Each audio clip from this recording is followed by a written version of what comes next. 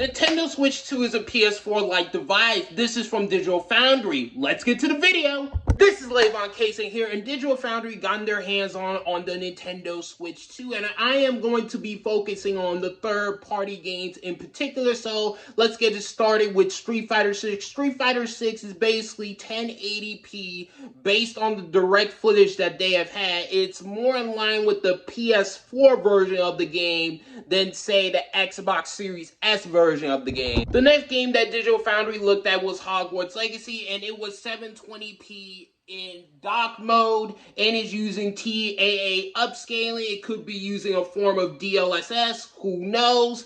And again, this is in docked mode. The final game that Digital Foundry did their analysis on the Nintendo Switch 2 when they were testing it out was Yakuza 0, and that runs at 1080p 60 frames per second on the Nintendo Switch 2. The same thing like the PlayStation 4 version, which is also running at 1080p 60 frames per second. So how does lavoncason feel? Well, I pretty much feel that these are not the final versions of these games. So when June 5th comes around, which is when the Nintendo Switch 2 launches, all these third-party games could be a little bit better as far as optimized and all that other stuff for the Nintendo Switch 2. And at the end of the day as well, I'm not surprised by the PS4 comparisons, because really the Nintendo Switch 2 is a middle ground between the PlayStation 4 and the Xbox Series S.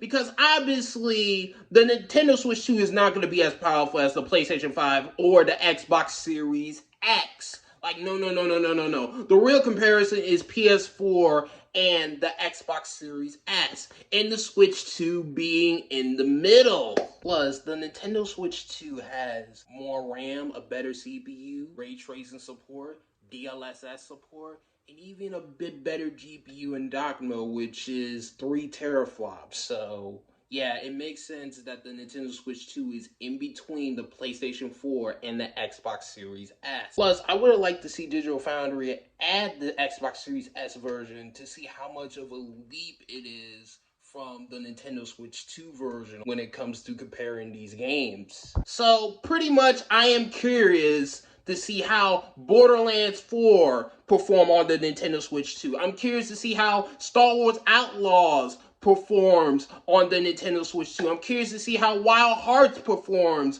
on the Nintendo Switch 2. You know, current gen games, 9th generation games. Those are the games that I'm curious about, really, at the end of the day when it comes to the Switch 2 versus a Series S. But yeah, what do you guys think? Do you guys think that the Nintendo Switch 2 should be compared with just the PlayStation 4 or the Xbox Series S? Are you going to take the wait and see approach, you know, when the games comes out and see those Digital Foundry comparisons, or just comparisons in general? How do you guys feel about these Switch 2 versus PS4 comparisons? Let me know in the comment section below this YouTube video. This is lavoncason signing out, and peace, and thanks for watching.